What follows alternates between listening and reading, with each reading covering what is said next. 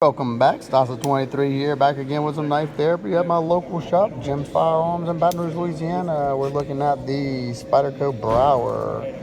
There's the price tag, and that's the deal breaker for me for this one. Got a decent satin finish on there, just classic drop point, S30B steel, ginormous space for that choil. There's the maker's mark. Is that a pumpkin skeleton face, whatever? Made in Tai Chung. You can tell the quality is definitely Tai Chung. Nice quality. Action's pretty nice. It still needs some breaking in. It's not drop shut free yet, but I'm sure it could be brought there with a little maintenance. The Spidey flick is doable, but it's not the easiest because it is secluded back there a little bit. You got to get the tip of your finger in there and get it done. Access to that lock bar is very easy because you got this big old cutout right there. You got a little texture on there that looks kind of funny for some reason. I don't know. Wish I could blend that in color wise. There's your lockup, sitting at 100% underneath the tang at about 45-50%. Bronze phosphor washers on there. Got that finish that most of the Tai Chung knives have.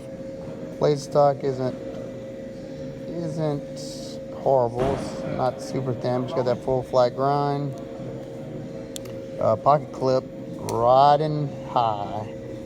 I wish they would have taken that clip screw and made that screw the top clip screw. That's just terrible. What are they thinking there? Flow through construction. You got an hourglass standoff on both sides, barrel spacer. You got an opposing liner on the G10 side. It's skeletonized, and that is the biggest lock bar cutout I've seen in a long. I don't think I've ever seen one that big on such a small knife. Very easy to disengage that lock bar for that reason, which I kind of like that. I mean, this is not going to be a hard use knife, so this is the weakest link, but you shouldn't be using it that hard. No up and down play.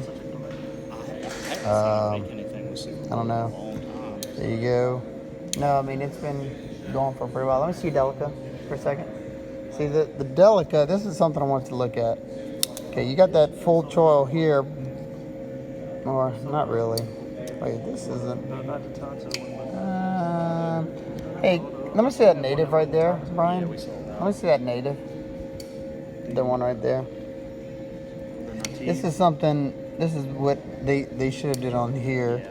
Pull this back like on the native. See how you still got that full choil?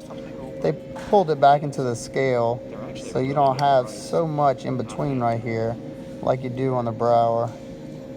That's pretty massive, but that's something you don't see. You don't have any jimping. That's another thing that you see on most Spydercos. So here's a few size comparisons. Here's the native 5. This is the carbon fiber S90. So these two are really close in size. Brouwer just a little bit smaller, and there's your PM2 and Butoku. There you go. Brouwer, I mean, it's not a bad knife whatsoever. It's just not really my thing. I mean, it's not my thing for that price point. That's just me. But if it does it for you and that price doesn't bother you, then I think it should be a good knife. More.